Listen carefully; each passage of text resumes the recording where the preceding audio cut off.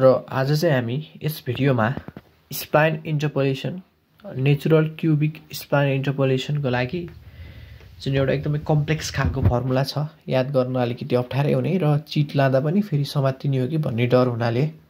म आज यस भिडियोमा चाहिँ तपाईहरुलाई त्यो फर्मुला चाहिँ कसरी याद गर्ने भन्ने कुरा चाहिँ लिएर आएको छु र त्यसका लागि अब हेरौँ है त फर्मुला SIX इक्वल्स टु एउटा एक्सप्रेसन छ अब त्यो एक्सप्रेसन लेख्नु पर्यो ठीक छ के गर्ने भन्दा xi + 1 - x गर्ने अनि यतापट्टि चाहिँ फेरि अलिकति यता लेखौँ यतापट्टि चाहिँ फेरि x - xi लेख्ने ठीक छ यति लेखेपछि ल फर्मुला लगभग सकिसक्यो अब हामीले के पनि यति सम्झिने हो भने सबै सकिन्छ xi + 1 - x र x माइनस यसलाई यता गरेको 1 हटाइदिएको ठीक छ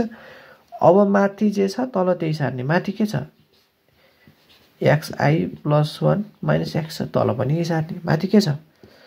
यो छ त्यही भएर तल पनि यो सारेको यो फर्मुला के को लागि हो क्युबिक स्प्लाइनको लागि त्यही भएर के हाल्नु पर्यो क्युब हाल्नु पर्यो क्युबिक स्प्लाइनको लागि त्यही भएर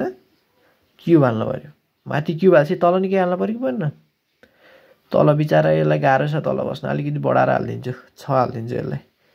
र तल बस्न गाह्रो छ बिचारा अलिकति बढाएर हाल्दिन्छु 6 हाल्दिन्छु सी बराबर भयो ठीक छ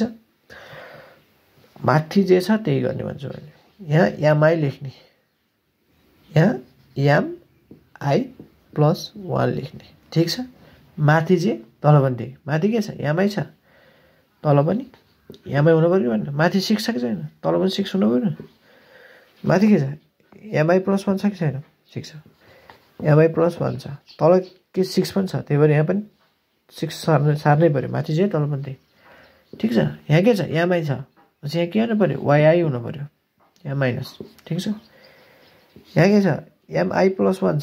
यहाँ पनि के हुनु पर्यो i + 1 हुनु पर्यो माइनस ल ठीक छ यो सबै छुट्टा छुट्टै टर्म हो यहाँ प्लस यहाँ प्लस ल यही हो फर्मुला सक्यो यो चाहिँ h = 1 को लागि यो फर्मुला यदि h को भ्यालु चाहिँ अन्य कुनै छ भने यहाँ h एक्जिस्ट गर्छ त्यही भएर यहाँ h थप्नु पर्यो यहाँ पनि h थप्नु पर्यो यहाँ 1 बटा पनि h थप्नु पर्यो यहाँ पनि चाहिँ नि h थप्नु पर्यो र यहाँ जति पनि mi छ नि त्यसमा चाहिँ h² यो mi * h² यो mi + 1 * h² ल यति फर्मुला र यो फर्मुला सम्झिसकेपछि अब m को भ्यालु निकाल्नु पर्ने हुन्छ त्यसको लागि हाम्रो एउटा एक्सप्रेसन छ नि त एउटा इक्वेसन छ हैन mi + mi - 1 + mi + mi +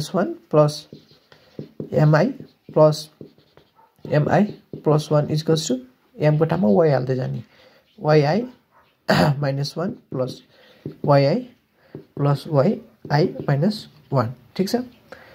र यो होललाई चाहिँ 6 ले मल्टिप्लाई गर्ने यहाँ 6 गर्सी यहाँ नि के चाहियो यहाँ 4 गर्ने यहाँ 6 यहाँ 4 4 - 6 कति हुन्छ -2 त्यही भएर यहाँ चाहिँ -2 हाल्नु पर्यो ल यही चाहिँ हाम्रो यति हाम्रो फर्मुला हो